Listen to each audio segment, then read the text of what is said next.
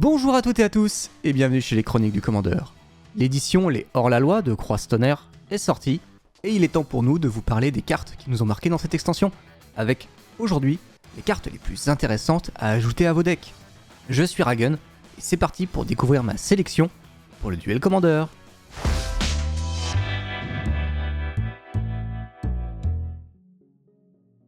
Commençons avec le blanc, et place à l'interrupteur Avemain. Cette 2-2 vol flash pour 2 mana blancs et 1 mana générique nous permet de gérer un sort. En effet, quand l'interrupteur Avemain arrive sur le champ de bataille, exilez un sort ciblé et il devient comploté. Les sorts que vos adversaires lancent depuis des cimetières ou l'exil coûteront 2 de plus à lancer. Pour rappel, les sorts complotés ne peuvent être lancés qu'en rituel, donc déjà, s'il exile un contre-sort par exemple, la carte devient inutilisable. Mais quoi que vous exilez, cette carte coûtera 2 de plus à être lancée. Petit bonus, ceci handicape aussi les jeux qui jouent depuis le cimetière. Avec des decks réanimation qui jouent des cartes avec le flashback, comme Sacre de Déterrement, c'est un bonus extrêmement bienvenu. Les decks Winnie White vont avoir un nouvel arsenal dans leur manche. En parlant de jouer avec son cimetière, un dernier boulot permet pour 1 mana blanc et 2 mana génériques de renvoyer sur le champ de bataille un ou plusieurs types de permanents depuis le cimetière avec l'impétuosité, un nouveau mot-clé dans l'univers de Magic. L'impétuosité nous permet, en coût supplémentaire, de choisir au moins une des options qui suit. Payez 2 mana de plus et vous renvoyez sur le champ de bataille une carte de créature ciblée depuis votre cimetière. Pour 1 mana supplémentaire, renvoyez sur le champ de bataille une carte de monture ou de véhicule ciblé depuis votre cimetière. Et pour un autre mana, renvoyez sur le champ de bataille une carte d'aura ou d'équipement depuis votre cimetière, attachée à une créature que vous contrôlez. Une carte très polyvalente, comme le veulent les cartes avec l'impétuosité, elle rentrera parfaitement avec le nouveau commandant de Fallout, Kanigu, Finel Compagnon, avec sa dernière capacité. Mais le commandant qui profitera le plus de cette carte est sans aucun doute Sram, chef édificateur, qui renverra un véhicule depuis notre cimetière pour un petit mana de plus. Elle reste une carte de niche, trouvant preneur chez certains joueurs et decks bien spécifiques. Attaquons le bleu avec l'un des 2 Planeswalkers présents dans ce set, et pas n'importe qui. Voici Jace Ravivé. Pour 2 mana bleus, ce Planeswalker a l'inconvénient de ne pas pouvoir être joué les 3 premiers tours. Cette condition et les 2 manas colorés rappellent la vengeresse de Serra. Mais regardons un peu plus en détail ses capacités. La première dit piochez une carte, puis défaussez-vous d'une carte. La seconde, vous pouvez exiler une carte non-terrain avec une valeur de mana inférieure ou égale à 3 de votre main, et si vous faites ainsi, elle devient complotée. Et enfin, dernière capacité, jusqu'à la fin du tour, à chaque fois que vous lancez un sort, copiez-le et vous pouvez choisir de nouvelles cibles pour cette copie. Avec un coût extrêmement faible, le nouveau Jace attire forcément l'attention, avec une première capacité proche de celle de son voisin Tibalt, et sans la contrainte de la défausse aléatoire, et même avec sa restriction des 3 premiers tours, il s'intégrera bien dans la curve du tour 4 avec un contre sur le côté. Des interactions très intéressantes avec des cartes comme Fin Vivante et des autres sorts suspension, avec Valky aussi, pour avoir rapidement la face Planeswalker, ou même le familier de Ronce et son excellente aventure, ou toute autre créature avec aventure finalement. Mais il faut quand même prendre du recul sur la carte. Elle ne génère pas de réelle value seule, ne fait pas de gestion, et son ultimate ne tue pas votre adversaire.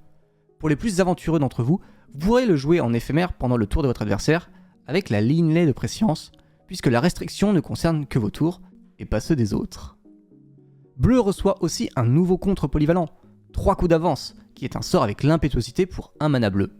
Avec lui, vous allez pouvoir contrecarrer un sort, créer un jeton qui est une copie d'une cible, artefact ou créature que vous contrôlez, et ou piocher 2 cartes, puis défaussez-vous d'une carte. On a ici quelque chose de très ressemblant dans la forme qu'est le charme de l'archimage, un contre à 3 mana qui laisse d'autres possibilités. Ici, le coût en mana bleu est moindre, ce qui permettra au deck moins porté sur cette couleur de le jouer plus facilement. Et ici, il ne se limite pas à un seul choix, même si le coût en mana sera bien plus élevé. Un contre-sort intéressant qui rentrera dans certains decks pour gagner en polyvalence et être moins dépendant de votre base en mana bleu. On passe au noir, et on commence avec le Bronco Caustique. Cette créature 2-2 pour 1 mana noir et 1 mana générique a le CD 3 et à chaque fois que le Bronco Caustique attaque, révélez la carte du dessus de votre bibliothèque et mettez-la dans votre main. Vous perdez alors un nombre de points de vie égal à la valeur de mana de cette carte si le Bronco Caustique n'est pas scellé. Sinon, chaque adversaire perd autant de points de vie. Ici, on a un effet très proche d'Obscur Confident, mais qui peut faire perdre des points de vie à votre adversaire à la place. On regrettera la force de 3 nécessaire pour le sceller, ce qui commence à faire beaucoup, surtout avec une créature avec 2 de force à peine. On continue avec l'hymne funèbre entraînant, un rituel pour un mana noir et un mana générique avec l'impétuosité encore une fois. Pour un mana incolore, vous allez chercher dans votre bibliothèque une carte et la mettre dans votre cimetière, puis mélanger votre bibliothèque pour 2 manas supplémentaires. Renvoyez sur le champ de bataille depuis votre cimetière jusqu'à 2 cartes de créatures avec une valeur de mana totale inférieure ou égale à 4. Cette carte ne paye pas de mine, mais lisez bien son premier effet. Elle est strictement égale à Ensevelissement, une carte bannie en Duel Commander. Certes, elle coûte 3, mais on peut mettre n'importe quelle carte dans notre cimetière, un effet qui va vous permettre d'accroître la stabilité de vos decks réanimation. En rouge, nous avons la grande attaque du train. Cet éphémère pour un mana rouge avec l'impétuosité nous propose de dégager toutes les créatures que l'on contrôle. Si c'est notre phase de combat, il y a une phase de combat supplémentaire après cette phase, de donner +1/+0 et l'initiative à nos créatures jusqu'à la fin du tour, voire même de créer des jetons trésors engagés à chaque fois qu'une créature que vous contrôlez inflige des blessures de combat à un joueur désigné. Cet éphémère très versatile pourra surprendre votre adversaire de plusieurs façons. Malgré sa couleur, il sera sans doute plus vu dans des decks moins aggro que des monos rouges comme Feldon Excavateur de renom. En effet, son coût peut être un peu lourd pour des decks comme celui-ci, mais sans doute plus propice à des decks tempo. Cela va devenir une habitude de parler d'une carte qui fera la joie des decks Gearson. Je vous présente le Lézard Fléaumage, une 1/4 pour un mana rouge et un mana incolore. Son body est excellent défensivement et son effet est aussi très fort.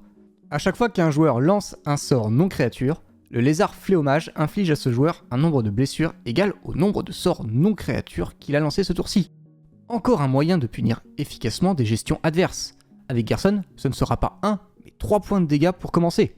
Attention tout de même, comme le Raptor à griffe faucheuse, ceux-ci peuvent se retourner contre vous. Une très bonne carte qui saura se faire une place, j'en suis sûr, mais qui demandera au joueur un plan de jeu plus travaillé pour le sortir au meilleur moment. Pour terminer sur les cartes rouges, je vous présente la Terreur Androctone, un monstre 7/7 vol piétinement pour à peine 2 manas rouges et 2 manas génériques et qui peut se comploter pour 3 manas dont un rouge. Comme les Scoufles Enfer territorial, il vient avec un petit malus. La Terreur Androctone gagne -1/-1 pour chaque carte dans notre main. Faiblesse très peu handicapante vu le body de cette dernière, à qui il lui manque juste la célérité. Un merveilleux ajout dans les decks Ur-Dragon qui accélérera la sortie de cette créature naturellement grâce à son effet d'éminence. Ok, nous voilà à la moitié de la vidéo. C'est le moment où je vous embête en vous rappelant que si la vidéo vous plaît, un pouce en l'air et un partage, ça aide énormément la chaîne. Et bien sûr, abonnez-vous si ce n'est pas déjà fait. N'hésitez pas non plus à nous suivre sur Facebook et Twitter pour ne rien rater de nos actualités et à nous rejoindre sur Discord pour discuter Magic avec nous. Enfin, les Chroniques du Commander, c'est également une association et vous pouvez la rejoindre si vous le désirez et profiter de réductions sur tous nos événements. N'hésitez pas à aller régulièrement sur notre Discord ou notre Twitter pour vous tenir au courant de nos événements. Passons au vert qui n'est pas en reste du tout comme vous allez le voir. On va commencer par une créature qui rentre très bien dans un plan de jeu rampe, l'Hydre Veine d'Or. Pour un mana vert et X, cette bête avec la vigilance, la célérité et le piétinement arrive avec X marqueur +1/+1. Déjà, on a là une créature très menaçante qui peut tout aussi bien bloquer qu'attaquer et ne laissera que peu de choix à votre adversaire avec ses 3 mots-clés. Mais ce n'est pas tout. Quand l'Hydre Veine d'Or meurt, vous allez créer un nombre de jetons de trésor engagés égal à sa force. Oui, il rembourse son coût à sa mort en jetons trésor. Il va encore plus vous permettre de ramper. Cette hydre fera la joie de beaucoup de decks et pas comme mono vert. Une menace réelle et peut-être même un nouveau staple du format pour la couleur. On va continuer sur les gros monstres qui tâchent avec le Tyran né du coffre-fort. Une 6/6 piétinement pour 2 manas verts et 5 manas génériques qui, à chaque fois que le tyran ou une autre créature avec une force supérieure ou égale à 4 arrive sur le champ de bataille sous votre contrôle, vous allez gagner 3 points de vie et vous piochez une carte. Déjà, à son arrivée, il se rembourse en plus de vous donner 3 points de vie supplémentaires, mais ce qui est incroyable, c'est son second effet qui, lui, va faire des cauchemars à vos adversaires. Quand il meurt, si ce n'est pas un jeton, créez un jeton qui en est une copie, excepté que c'est un artefact en plus de ses autres types. Vous avez bien compris, de la récursivité, quelque chose de très puissant dans le format, et qui vous fera piocher encore une fois. On parlait de l'Hydre Veine d'Or et de comment utiliser ses trésors après sa mort, et bien voilà un candidat parfait pour cela. On peut même imaginer ce tyran être joué dans un deck réanimation comme Fonge-Pied Esquouit, permettant de piocher et de temporiser sur les points de vie. Bref, une belle bête qui rentrera dans certains decks pour sûr. Petite pensée au dernier joueur de Titania, protectrice d'Argot, car cette carte est faite pour vous. Amarante Rugissante est une 8/8 vigilance portée piétinement pour un mana vert et 10 mana incolore. Son coût exorbitant est vite pallié par ses premières lignes de texte. Ce sort coûte 1 de moins à lancer pour chaque carte de terrain dans votre cimetière. On comprend beaucoup mieux son coût et dans quel deck il sera joué. Son second effet est bien connu par les joueurs de mono vert et est extrêmement redoutable. Quand elle arrive sur champ de bataille, les autres créatures que l'on contrôle vont gagner +3/+3 et vont acquérir le piétinement jusqu'à la fin du tour. Effet très similaire au Behemoth Caveur de Cratère, qui permet de terminer la partie si votre adversaire le laisse arriver sur le champ de bataille.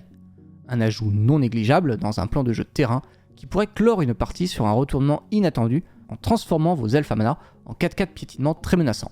En dernière carte verte, nous avons le Crotale Détour. Ce petit 1/1 pour 2 mana dont un vert est un monstre. Doté de faibles statistiques, mais de mots-clés pertinents, portée et surtout contact mortel, ce serpent sera le meilleur fixeur de mana du format. En effet, à son arrivée en jeu, vous pourrez chercher le meilleur terrain en duel commandeur, la tour de commandement.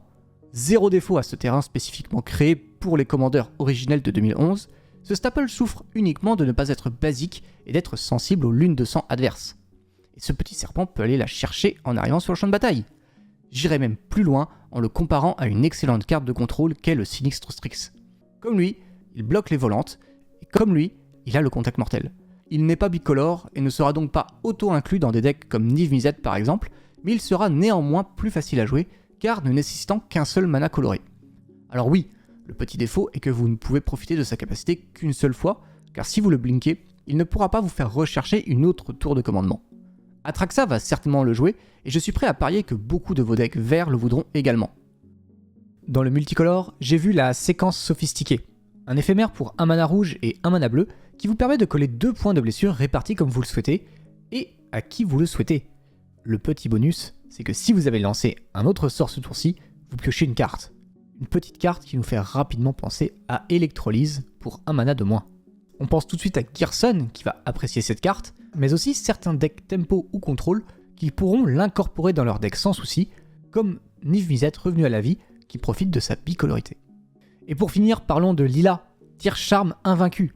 Cette 3/3 prouesse pour un mana rouge, un mana bleu et un incolore qui vous permet qu'à chaque fois que vous lancez un sort d'éphémère ou de rituel multicolore depuis votre main, vous allez exiler ce sort à la place au lieu de le mettre dans votre cimetière au moment où il se résout, et si vous faites ainsi, il devient comploté. Il va sans dire que pouvoir utiliser tous vos sorts multicolores 2 fois, c'est prendre un avantage non négligeable.